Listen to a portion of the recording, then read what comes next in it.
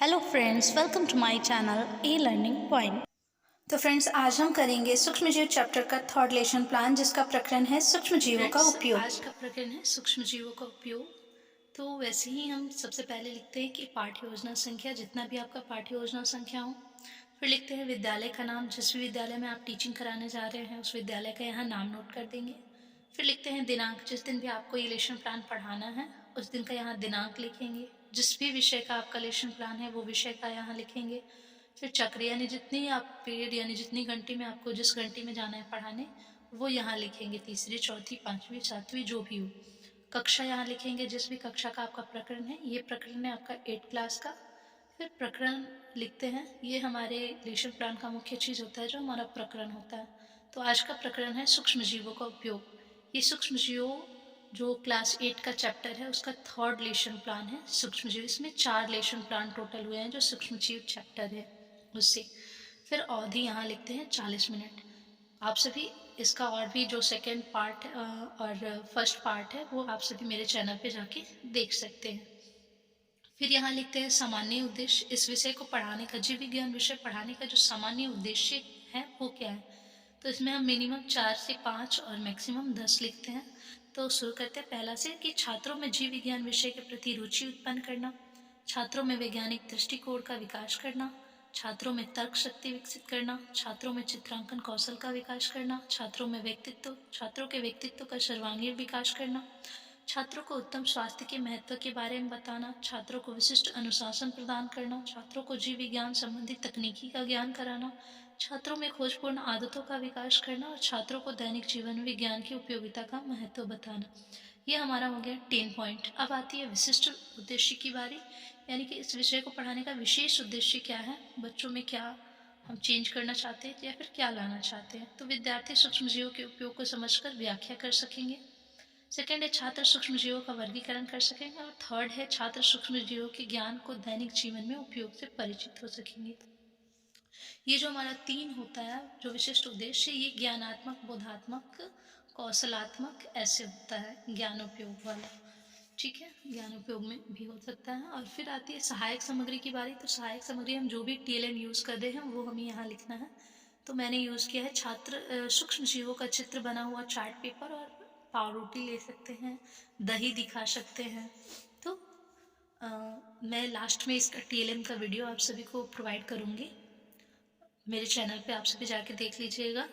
फिर है पूर्व ज्ञान, यानी कि जो भी हम टॉपिक पढ़ा रहे हैं बच्चे उसके बारे में पहले से कुछ ना कुछ तो जानते ही होंगे। तो वहीं हम यहाँ लिखते हैं कि छात्र सूक्ष्म जीवों के उपयोग के बारे में सामान्य जानकारी रखते हैं। देन आती है प्रस्तावना प्रश्न की बारी। इसमें हम मिनिमम 3 प्रश्न कर सकते हैं और मैक्सिमम 5। तो इसमें हम 3 कॉलम बनाते हैं। ये जो प्रस्तावना प्रश्न होता है वो हमारे लेशन प्लान का सबसे मेन चीज होता है, इज अ सोल होता है लेशन प्लान का प्रस्तावना प्रश्न।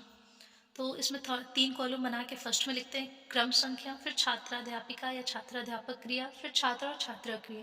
फर्स्ट है जानवरों से हमें क्या क्या प्राप्त होता है।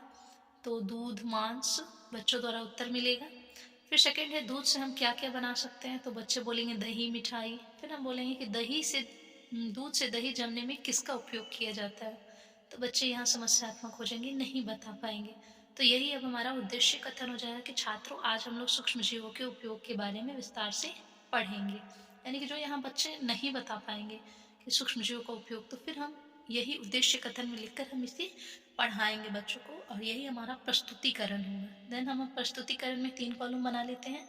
ऐसे तो आप 4 कॉलम भी बना सकते हैं। नेक्स्ट यहाँ एक कॉलम बनता है जिसमें हम श्यामपट्ट कार्य करते हैं, बट हम यहाँ श्यामपट्ट कार्य ना करके ये सादे वाले पेज पे हम श्यामपट्ट कार्य करेंगे, इसलिए हमने यहाँ 3 कॉलम बनाया है। तो पहले में लिखते हैं शिक्षण बिंदु, छात्राध्यापक या छात्राध्यापिका क्रिया, फिर छात्र और छात्रा क्रिया। हमारा पहला शिक्षण बिंदु है सूक्ष्म जीवों का उपयोग।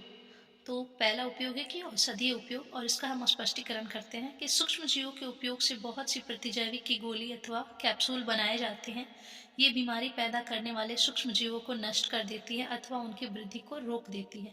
इस प्रकार की औषधि को प्रतिजैविक अथवा एंटीबायोटिक कहते हैं।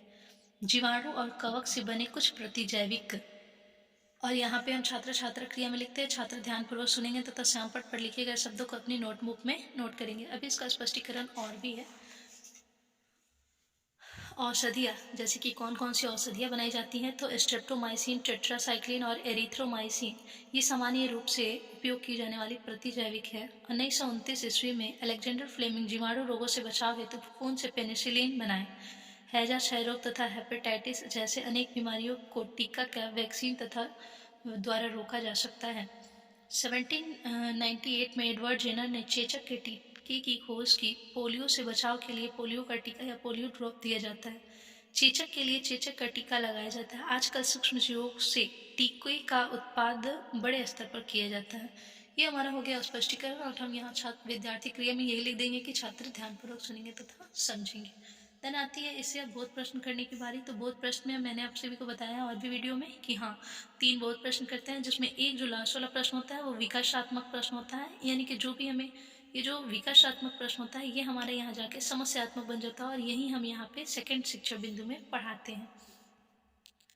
तो हमारे यहाँ समस्यात्मक होता है। फिर पहला प्रश्न करते हैं कि चेचक के टीके की खोज किसने की? तो एडवर्ड जेनर ने। एंटीबायोटिक क्या करते हैं? तो सूक्ष्मजीवों को मार देते हैं। थर्ड है कृषि में सूक्ष्मजीवों का उपयोग किस प्रकार होता है? तो ये बच्चे नहीं बता पाएंगे, और यही हमें नेक्स्ट शिक्षण बिंदु में पढ़ाना है कि कृषि में सूक्ष्मजीवों का उपयोग। तो फिर इसका भी स्पष्टीकरण करते हैं। पहले हम देख लेते हैं इसका जो फर्स्ट हमारा शिक्षण बिंदु था उसका श्यामपट्ट कार्य मैंने यहाँ किया है। तो श्यामपट्ट कार्य में मुख्य बिंदुओं को हम यहाँ नोट कर देंगे। एक शिक्षण बिंदु पढ़ाएंगे और उसके सामने वाले पेज पे हम श्यामपट्ट कार्य करते जाएंगे। ऐसे हम श्यामपट्ट कार्य कर देंगे। देन आती है नेक्स्ट शिक्षण बिंदु की बारी कि कृषि में सूक्ष्मजीवों का उपयोग। तो स्पष्टीकरण करते हैं कि पेड़ पौधों के उचित विकास, खासकर प्रोटीन के निर्माण में नाइट्रोजन अति आवश्यक है, लेकिन पौधों में यह क्षमता नहीं होती है कि वे वायुमंडलीय नाइट्रोजन को सीधे सीधे ग्रहण कर सके। पौधों को इस कार्य में कुछ जीवाणु तथा नीले हरे शैवाल मदद करते हैं। ये वायुमंडलीय नाइट्रोजन का स्थिरीकरण कर मिट्टी की उर्वरता बढ़ाते हैं तथा नाइट्रोजन को पेड़ पौधों के उपयोग के लायक बनाते हैं। और छात्र छात्रा क्रिया में यही लिखेंगे। छात्र ध्यानपूर्वक सुनते हैं। फिर यहाँ आता है बोध प्रश्न की बारी। तो बोध प्रश्न करते हैं, पेड़ पौधों में प्रोटीन के निर्माण में अति आवश्यक गैस कौन सी है? तो नाइट्रोजन। पौधों को नाइट्रोजन वायुमंडलीय यानी नाइट्रोजन जो होता है वायुमंडलीय नाइट्रोजन को ग्रहण करने में कौन मदद करता है? तो नीले हरे शैवाल। थर्ड है पर्यावरण की साफ सफाई में सूक्ष्म जीवों का उपयोग किस प्रकार किया जाता है? तो बच्चे ये नहीं बता पाएंगे, तो फिर हमारा ये नेक्स्ट शिक्षण बिंदु हो जाएगा, यानी थर्ड शिक्षण बिंदु। हम एक लेसन प्लान में मिनिमम 3 शिक्षण बिंदु ले सकते हैं और मैक्सिमम हम 5 भी ले सकते हैं। पहले इसका हम देख लेते हैं श्यामपट्ट कार्य सेकेंड शिक्षण बिंदु का। तो श्यामपट्ट कार्य ऐसे मुख्य बिंदुओं को हम नोट कर देंगे।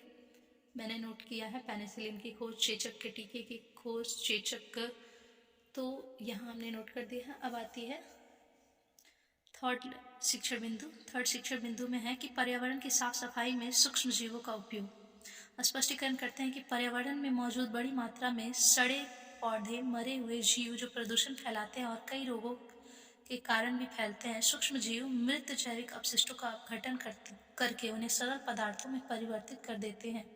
यह पदार्थ अन्य पौधों एवं जंतुओं द्वारा पुनः उपयोग कर लिए जाते हैं। इस प्रकार हानिकारक एवं दुर्गंध युक्त पदार्थों का निम्नीकरण करने के लिए हम सूक्ष्म जीवों का उपयोग करके पर्यावरण का शुद्धिकरण कर सकते हैं। और यहाँ छात्र छात्रा में यही लिखेंगे, छात्र ध्यान पूर्वक सुनेंगे तथा समझेंगे।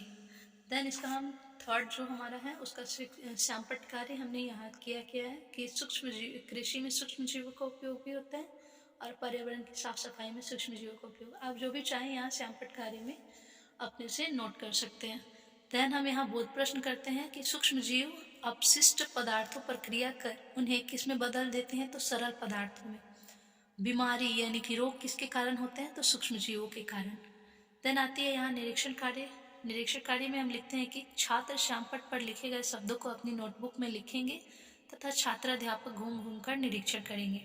देन आती है पुनरावृत्ति प्रश्न की बारी। पुनरावृत्ति प्रश्न में हम मिनिमम 3 और मैक्सिमम 5 लेते हैं। औषधियों के निर्माण में सूक्ष्म जीवों का उपयोग किस प्रकार किया जाता है? सेकंड है कृषि में सूक्ष्म जीवों का उपयोग किस प्रकार किया जाता है, ये किस प्रकार होता है? थर्ड है पर्यावरण की साफ सफाई में सूक्ष्म जीवों का उपयोग किस प्रकार होता है? फोर्थ है पौधे में प्रोटीन के निर्माण में कौन सी गैस अति आवश्यक है? देन उसके बाद हम गृह कार्य देते हैं कि सूक्ष्म जीवों का उपयोग कहाँ कहाँ होता है, वर्णन करें। और सूक्ष्म जीवों का घर में किन किन चीज़ों में उपयोग किया जाता है व्याख्या करें। ये हमारा होता है पूरा आज का लेशन प्लान, जो कि हमारा सूक्ष्म जीव चैप्टर का है, थर्ड लेशन प्लान। मैं एक बार फॉर्मेट दिखा दे रही हूँ, ऐसे आप सभी भी कर लेंगे। तो फ्रेंड्स, आई होप आप सभी को मेरा ये वीडियो पसंद आया होगा, और ऐसे ही और वीडियो देखने के लिए मेरे चैनल को लाइक करें, शेयर करें, सब्सक्राइब करें।